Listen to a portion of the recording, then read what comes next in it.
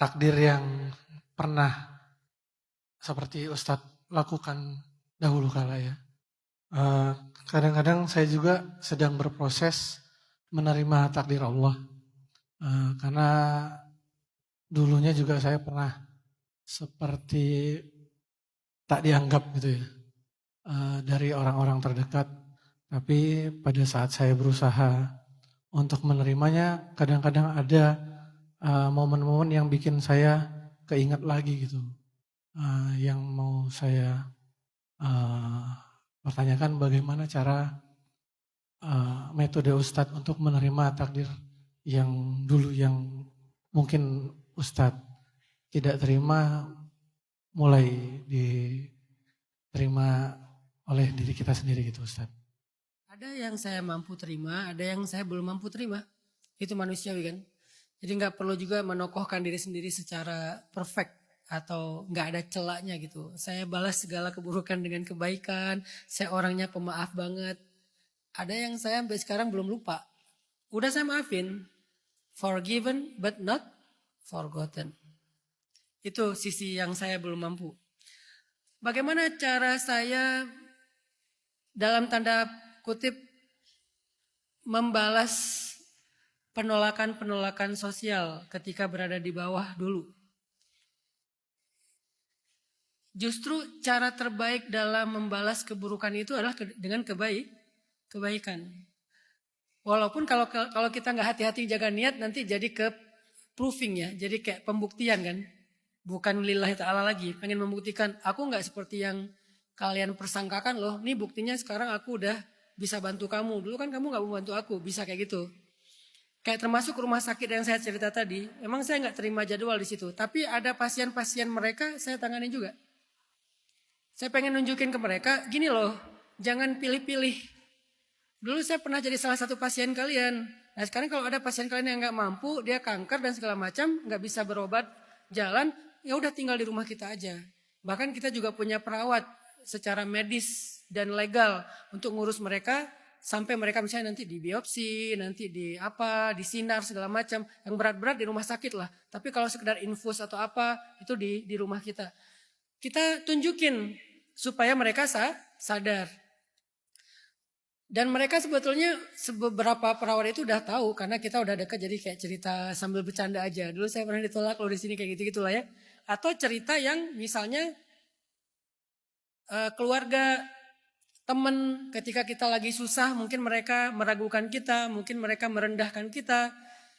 Bagi saya hal itu tuh jadi bensin yang membakar semangat saya buat bangkit. Bukan menjadi pembenaran untuk saya, excuse untuk saya kalah, untuk saya lemah, untuk saya nggak mau bangkit. Enggak, saya nggak mau menjadikan kata-kata buruk orang sebagai excuse dan pembenaran. Ya aku kayaknya nggak bisa sukses deh.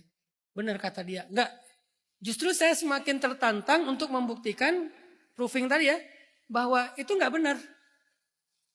Ketika ada di atas, kita tunjukkan ke dia sikap yang baik dalam menghadapi orang-orang yang di bawah itu kayak gimana misalnya. Sehingga dia sadar sendiri, oh ternyata saya salah. Ya udah, saya nggak akan kayak gitu lagi.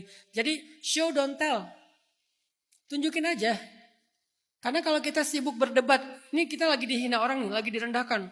Kamu tuh nggak boleh gitu, kamu nggak ngaruh. Udah buktikan aja, fokus aja dengan upgrade value diri kita. Jadilah the best version of you.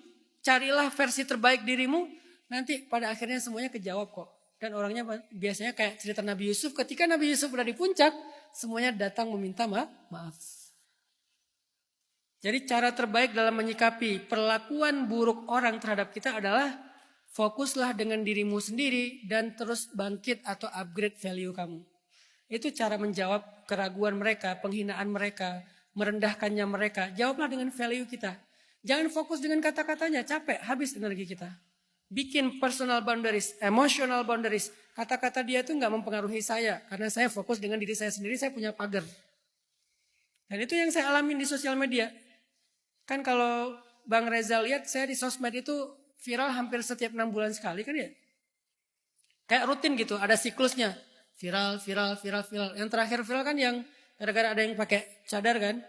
Saya nggak tahu kalau itu laki-laki viral gitu kan. Sebelumnya viral apa lagi? Dari dulu tuh dari 2017 ada aja yang viral. Ngedit video saya lah, apalah, difitnah inilah, difitnah itulah.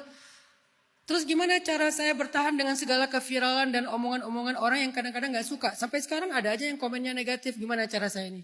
Personal boundaries. Saya selalu bilang, saya tidak berhutang penjelasan apapun kepada orang lain tentang hidup saya. Jadi gak perlu saya ngejelasin ke dia. Enggak gitu kok, enggak gini kok, yang gini, yang ini. Enggak, kamu siapa? Orang kita gak kenal. Berarti kamu di luar pagar kan? Bukan di dalam pagar. Kedua, saya hanya fokus kepada orang-orang yang menjadi tanggungan dan tanggung jawab saya dalam keluarga. Misalnya, saya nggak mau menghabiskan energi happiness saya buat komen-komen orang lain. Kan itu nguras energi tuh. Happiness saya, energi saya itu terbatas. Jadi saya akan simpan itu, saving itu untuk anak saya. Kalau setiap orang komen terus saya hadapin, pulang ke rumah jadi zombie saya. Saya nggak pernah mau pulang ke rumah sebagai ayah zombie. Kenapa? Karena energinya udah habis buat netizen. Saya mau pulang ke rumah sebagai baba yang utuh. Sehingga ketika saya sampai di rumah energinya masih gede. Dan energi itu yang saya transfer ke anak-anak. Kalau anak gadis, aku pengen curhat. Oh bentar kak, baba bikin kopi. Bikin kopi, curhat. Sampai tengah malam. Yang kecil, yang tadi yang gini-gini. Ya udah saya gini-gini juga. Coba kalau saya pulang sebagai zombie. Begitu dibukain pintu sama yang si kecil, dia gini-gini saya. Kasian kan? Itu yang disebut dengan personal boundaries. Sehingga kita tahu siapa yang bisa mempengaruhi kita, siapa yang tidak mempengaruhi kita. Terserah orang mau ngomong apa. Dan kita harus terbiasa untuk mengatakan terhadap yang toksik kalimat saya enggak peduli. Dan enggak peduli itu sunnah Nabi. Karena Nabi ketika pulang dari Taif, dibully di Taif, apa kata-kata Nabi? Illam yakun bika alayya ghadabun fala ubali. Selama engkau tidak marah kepada aku ya Allah, apapun perlakuan mereka, aku enggak peduli. Itu contoh personal boundariesnya Nabi tuh.